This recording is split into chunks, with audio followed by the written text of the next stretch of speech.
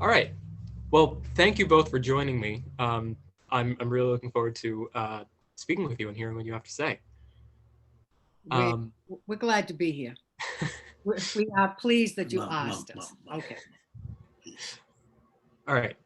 So my first question is pretty open-ended. It's just tell me about yourself. Uh, specifically your history in Taunton, but as well any history you have outside of it, and anything you feel like sharing. Really. All right. Well, I grew up in East Taunton, and I grew up and went to Caswell School, which is now a home for the assisted living home.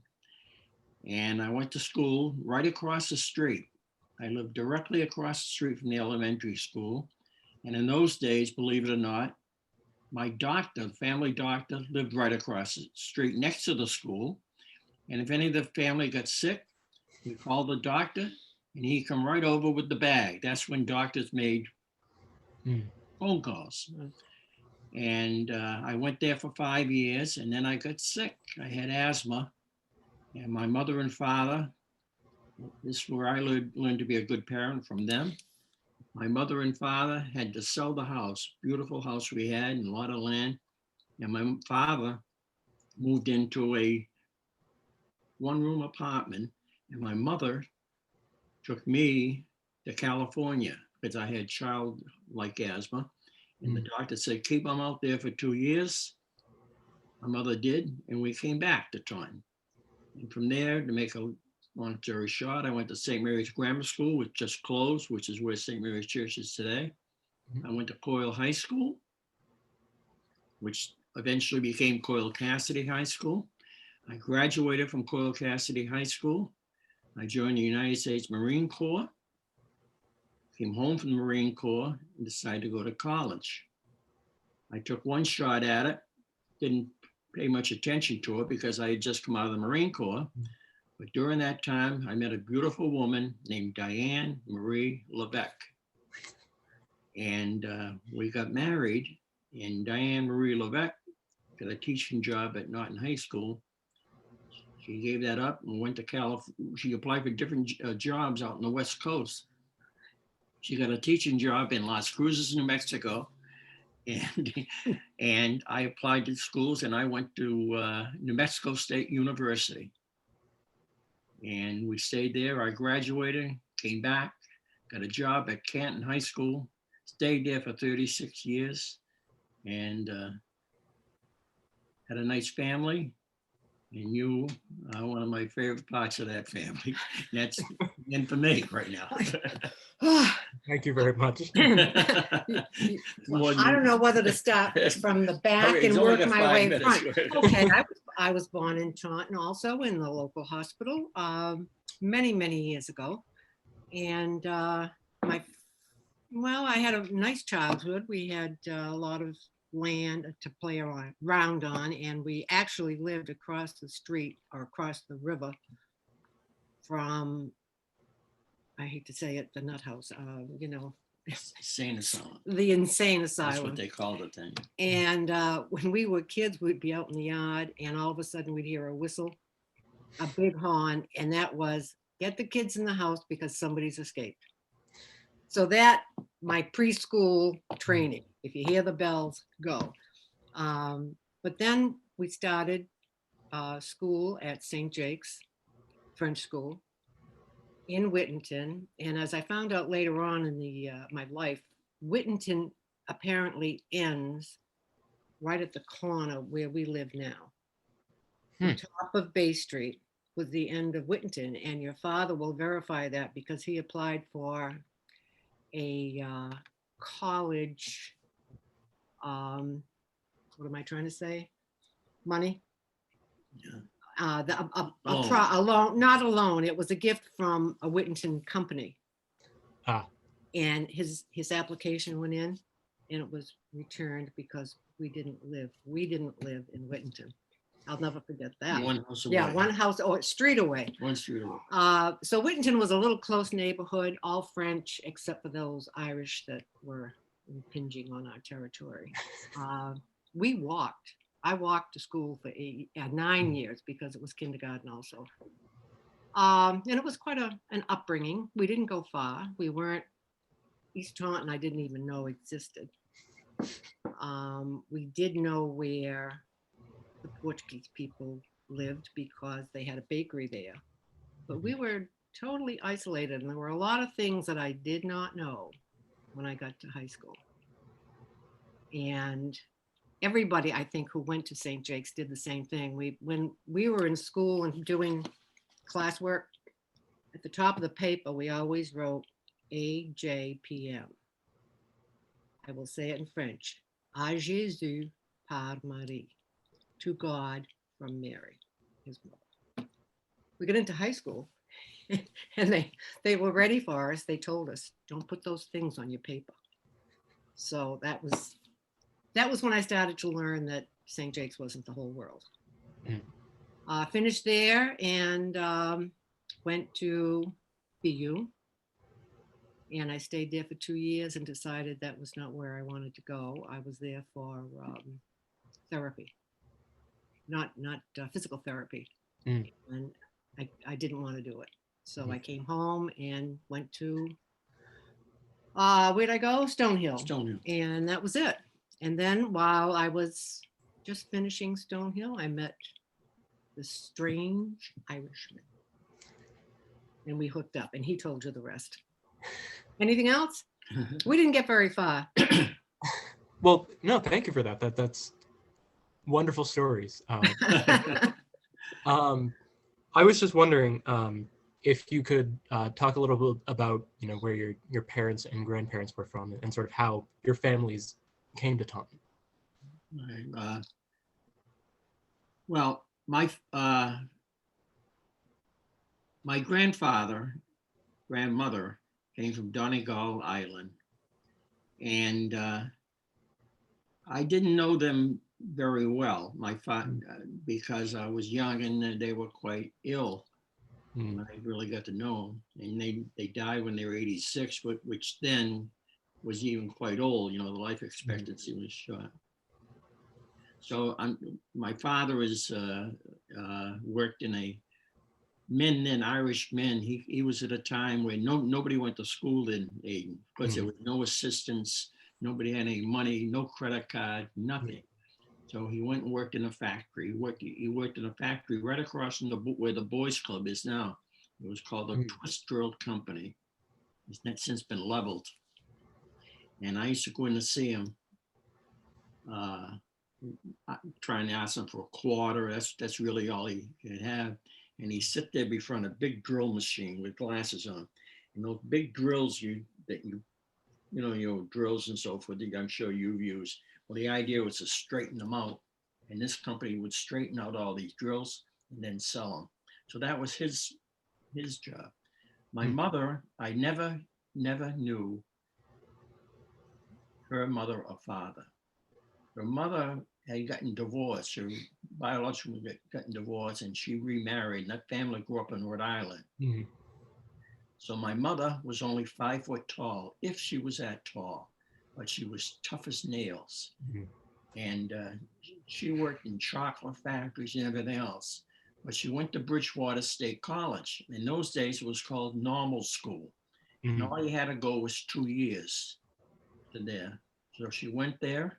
She came to Taunton, and she taught at Walker School, which is now over the bridge down the way. It's now a housing thing. It's one of those schools been closed. And she taught there for a long time. And she was known as a hard taskmaster, but very lovable. I used to meet people who were in their 30s and 40s, and you knew my name was Scully. Oh, do you know Mrs. Scully? Yeah, I do. And so they would say, oh, she was such a wonderful woman. In those days, Aidan, if you didn't pass the 5th grade, you didn't, there were no such thing as social promotions.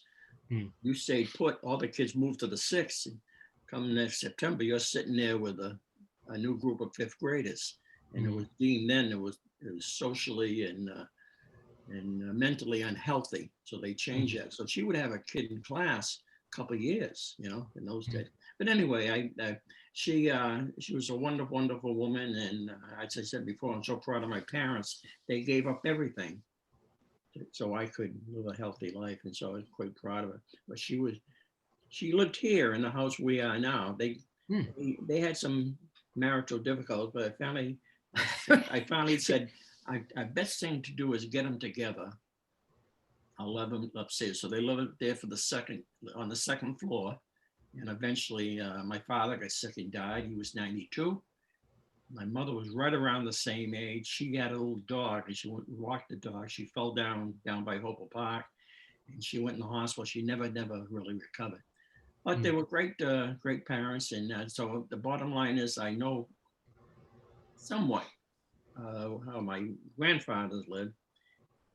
And I know nothing on my mother's side of how her family is. Supposedly they had money, my mother's side, of which we got none. That's always been a bone. I have a sister in California. She used to write to me all the time, looking for this money.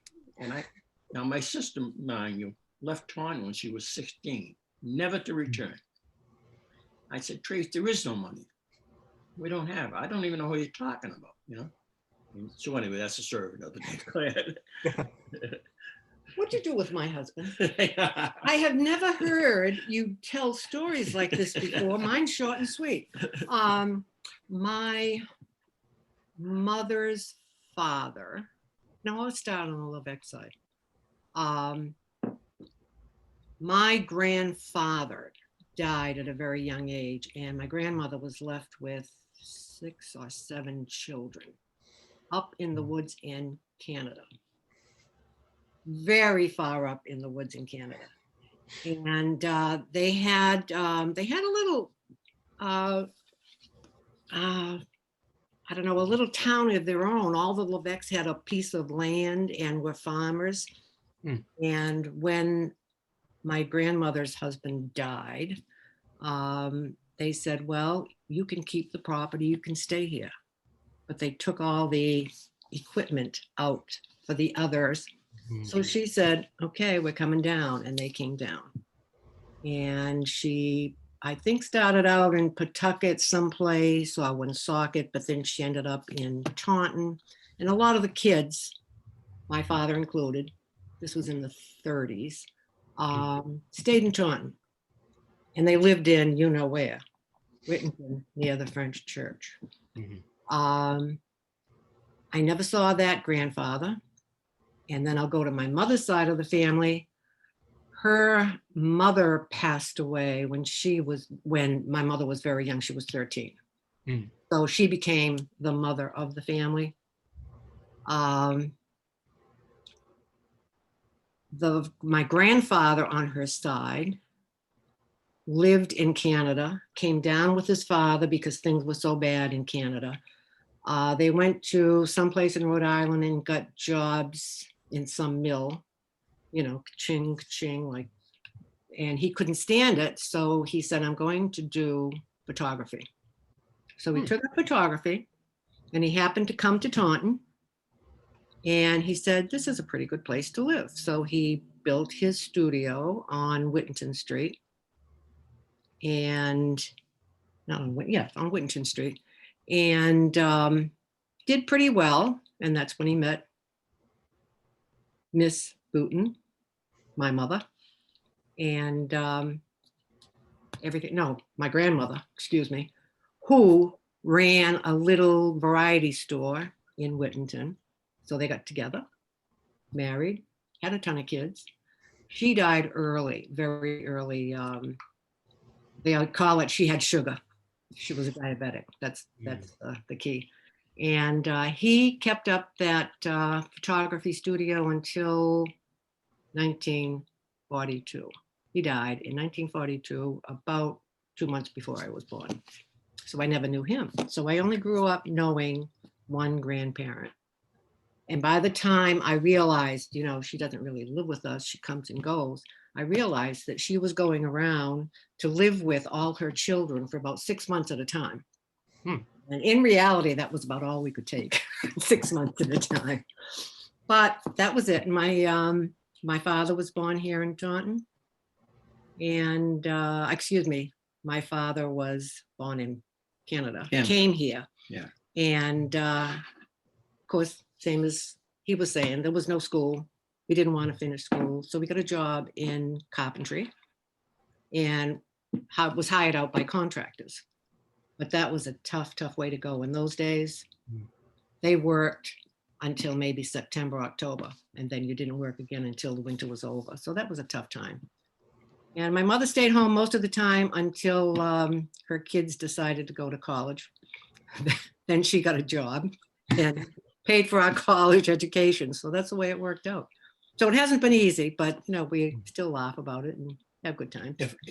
If I could just add one thing, then really we've been talking about deaths of our grandparents. Back in those days, we never had people going, you didn't have wake, you had wakes in the house. So I remember when my grandmother and grandfather died, they had wakes. In other words, the undertaker would come prepare the body just like you would go to a funeral today.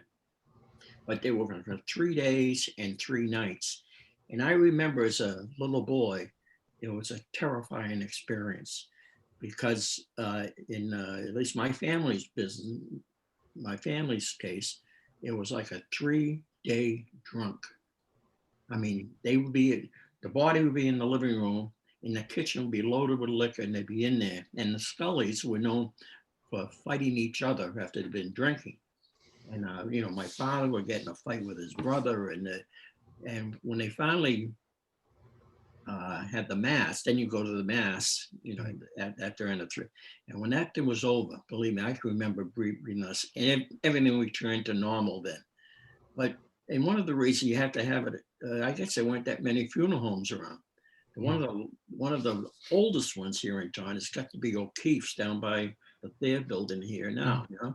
That's where every Scully will be as far back as I remember, after my grandmother, grandfather. Every funeral for a Scully, and there've been a lot of them have died, has been held at that funeral home. So, but I remember having that wake, and I remember today, and at the time I was like 5, 6 years old. I remember to me it was like bedlam, you know what I mean? Probably was controlled bedlam, but as a young boy, it didn't seem that way. Anyway, I was never subjected to that. Oh my God, I couldn't do that. Yeah. But I just want to tell you something. The front room in our house. Yes. Has that big round open thing, and it's like at the end of the line, closest to the front door, which is much larger than the back door. And it's built that way because that's where the caskets were brought in and out. I brought them to the house. Did you know that? All the old houses will have a big, big front door for that. Luckily, I didn't have any experience with that. Actually, we had a funeral home in Whittington at the time. There is a French one now. There is one now. That's the only one that I ever remember. But I don't think it's only for the French. No. But I mean, that's where Riendo. It's kind of a French habitat. But I mean, that's the only one. You know where Riendo's is? I think I do. Yeah. Right across from the Whitney House of Pizza. Just up. Oh yeah. So, yeah. So yeah. they're all little cities here, and it's not that way now. But back then, there were little cities. You knew where if somebody lived there, you knew they were Polish, you knew they were Portuguese, and everything. Like I remember in Whitman,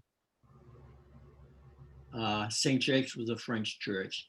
Immaculate Conception, that's a place where they turn it into houses now. So it'd be right across the street from where I go in to get the hot dogs right in there somewhere. So there's a hot dog place.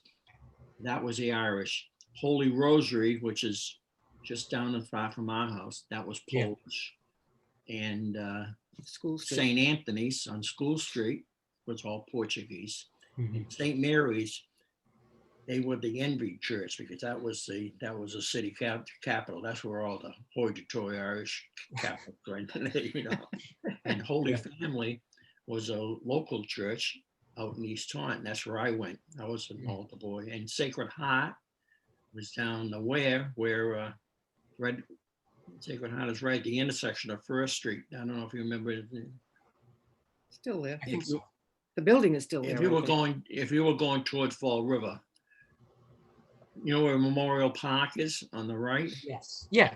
Yeah, or just up a little further would be Sacred. Oh, yeah. And then if you took a right there, a little further down, it was Our Lady of Lodge. That was a Portuguese church too. So the churches, the Catholic Church was a big thing, and it's because everyone went to mass, And everybody went to school. and no, everyone went to the local school. Like I went to St. Mary's School Yeah. for a while, and because there were things like TV didn't really exist. If you owned a TV, man, you were golden. You know, you were in business. But anyway, I digress. And I might mention, Go there's ahead. only one school left, and it's that last one that you just mentioned. Yeah, Down of there, all those yeah. schools that I mentioned, there's only one There's school only that's one Our Lady of Catholic, Lords. yeah. It's just down the way. And there was another one going like up Tremont Street, St. Joseph, which is a Oh, beautiful God, yeah. church. Now, what has happened is some of these churches have combined now, you know, like there's no more Our Lady of Lords. And anyway, that's because of people aren't going to mass anymore. Yeah, well, I'm actually glad you brought that up, because I remember I was talking to Mime, I think last time we were talking, about some tension that arose over between some of the different churches in the community. And I was wondering if you would mind sharing a little bit about that, just because I think that's interesting. No. It's funny because I went after that conversation, I went to find the book that I had that was a celebration of the 75 years of the church, St. Jake's Church. Yeah. The last thing, when I took it off the shelf, the last thing I said to Pippa was, my God, I hope it's written in English. And I opened it up, all French. But in 54, they were already celebrating their 75th anniversary. So they'd been there for quite a while, but the most of it was the church in a cellar. And the school was behind that. And when I went to school at St. Jake's, we went to the cellar of the church. See, And somewhere along there, what? Let me tell you the reason the church was in the cellar. The church had to get money from the parishioners to build the church. And so once they got the cellar done, they didn't have enough money to build the rest. So they turned the cellar into a church until they got enough money to work their way up in the world. You know? And you just reminded me of something I thought of. When we were in school, we'd get these little cardboard rectangles, and there would be something outlined like 5. And you would get that, our life, our love, some kind of crazy word.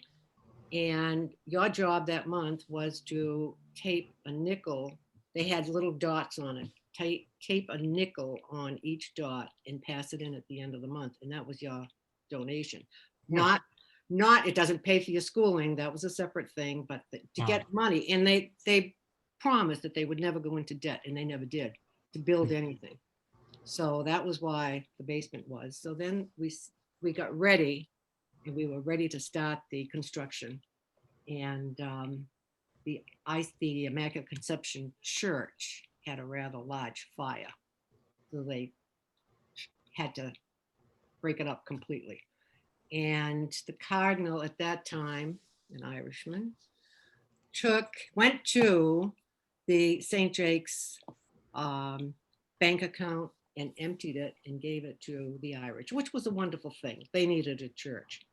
That was our church. So from that time on, the French and the Irish down there just don't get along. I don't know how it is in any other country or any other city or any other state, but down in Whittington, that didn't go. So every time we were walking home, and we walked back and forth 4 times a day, we had to go by that place. And couldn't talk to anybody. We had to cross the street and go to that fire. Yeah. And you know, Aidan, St. Mary's was the Taj Mahal of the Catholic churches in Taunton at the time. That's because Taunton had a huge Irish population. Now down in Fall River, there's this church called St. Anthony's of the Desert. And that's the big church, at least it was. I don't know what it is now. And that's because Fall River had a tremendous Portuguese population. And that was it. So a lot had to do with the ethnic setup of each city. Often, like New Bedford was a lot Portuguese, and Fall River and where Taunton was a lot of Irish people. So anyway. Yeah, and quickly, I mean, I know you mentioned, some bad blood around the time between the French and the Irish communities, but I mean, Meme, you are French, and Pepe, you are Irish. Yeah. So, how did It's a wonder we're together this long, isn't it? that? I looked up my mother's generation. I have a lot of history here and timelines for the families. And I got to like my mother's generation, and all there are French married French, French married French, French, and there was no mixing. And I remember my mother and father, when their brothers and sisters would get together, they always spoke French. And they had an awful way of saying one word, Irishman. And Irlandais, it was like you could hear the poison coming out. And that's the way it was. That's right. That's the way it was. And when my brother, he was the first one, got married an Irishman or Irish woman, it was like a mixed marriage. It was like horrified. And when we got together as families, those little French people would just yak and yak and yak and yak how awful it is that they had to go out of their kind. Yeah, it's and like marry. And then when we got married, right after, they went into panic. like my father's name, obviously, your great grandfather, I guess, was Scully. He married a woman called Catherine O'Connell, Irish. One of my very best friends, and this is not unusual, was named Billy Gallagher. I went to Marine Corps with him. His mother's maiden name was Cochran. So like Meme said, it would, if you moved out of and just an interesting thing also, you probably know, but Meme's brother, Paul, married Mary Scully. So Levesque married a Scully. In this situation, Scully married. It was almost like it was a sinful thing. Yeah. Anyway. But they got used to it. Yeah. We looked for another. That's no longer a fact. We looked for another Scully for my sister, but no one was interested. So, anything else? Yeah, let me just pull this up quickly. I do have just one question that I want to close out with. First, thank you so much for all of this. This has been fantastic. Did we go too far? Oh, no, not at all. You really, Aidan, it's a pleasure, because what Meme and I are talking about things now, you stirred in my thinking back that I haven't spoken about literally in years. Yeah. Like one thing I want to tell you has nothing to do really with the family thing, but I remember I wanted to tell you that I remember with what actually is my family. In the city of Taunton, we had lunch carts. For example, right on the green, as you take a right, to go around the green coming past our house, all right, across from the post office, right on that corner, was a lunch cart. Now, a lunch cart was a guy would pull up. In those days, they pull up with horses, take the horses somewhere, and at night, for a while at night, and they serve lunch. You go in there about as big as we were sitting out of the kitchen, about 7 or 8 stools. And so there were 3 at one time. And one of them was called Sullivan's. And when my father was in a good mood, I couldn't wait for it. He'd say, Paul, let's go in and get the paper. So we get in the car in East Taunton, where I told you I lived, drive into Sully's. We go into the lunch car, and you have all that political banter going on like we're doing today, And he'd buy me a hot dog and a soda. He'd have a coffee. You buy the Boston Herald and back home. The whole trip took about 45 minutes, but I loved those trips, because I used to sit there. I was in the third, fourth grade. We were always home by 8:30, but I used to sit there on that stool, never say a word. But I like to hear the old men there banter the same ideas, city politics.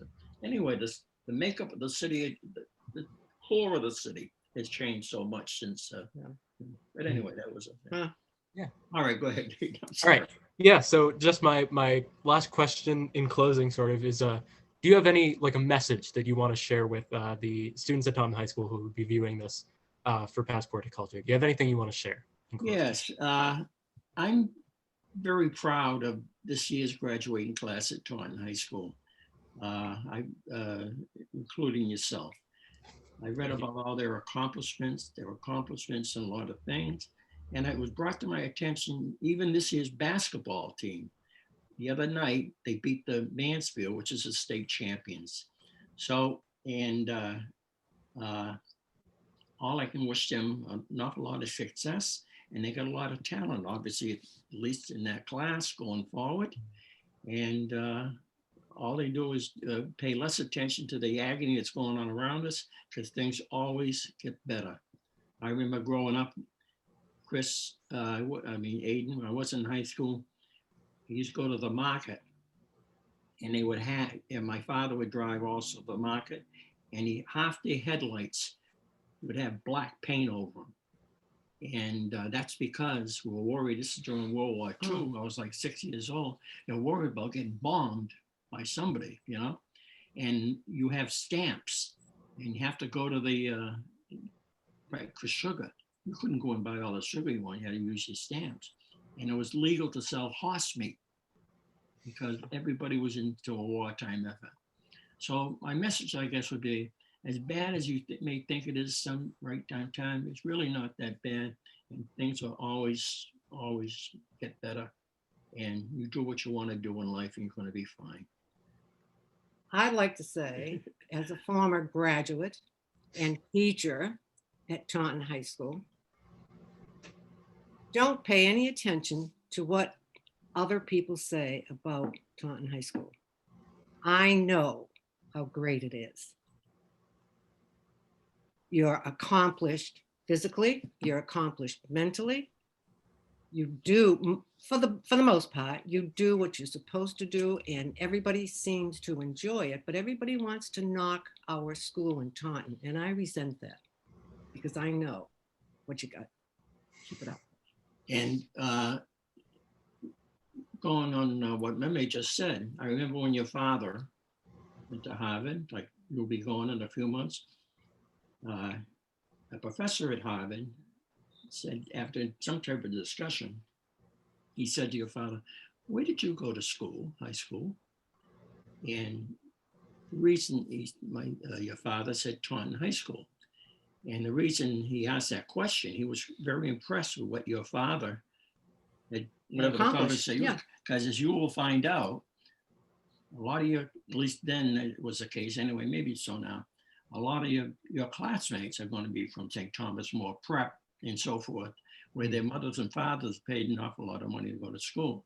And here you're coming from a public school and you're just as well prepared as anyone else. Okay, so don't knock Taunton High. Don't let any of your classmates knock Taunton. They're doing fine. Okay. Well, thank you very much. It's been great to talk with you. I've really enjoyed sitting down with you and discussing these things. So thank you for joining me, and I think that's all I have. Can we do this again after all this is all done? We'll have to. I mean, we do it around the bar. We just stretch this. Yeah, and bring your brother. You know, Aidan said this whole thing is only 10 minutes for everybody. Yeah, I know. You're gonna do a lot. You're gonna do a lot. You get a big pair of scissors. And a big waistband. Well, you know something, Aidan, like I said, I haven't thought about these things for a long time. I'm sure when we close this computer down, Meme's going to say, or I'm going to, oh, Jesus, I wish I had told Aidan this, because you have certainly made this old people think, made the two of us think about the past. And really, closing on one thing, I, growing up wasn't bad. You know, I grew up during World War II, Korea, you know, when times tough, but the country was really together, because anytime the country's attacked, like we were in those situations, people come together, as opposed to today where we get a lot of disunity. But anyway, that's a conversation another day. So there was a lot more family things going on because we didn't have all these distractions like TV programs. And anyway. Okay. All right. Yeah. All right. I'm going to stop the recording.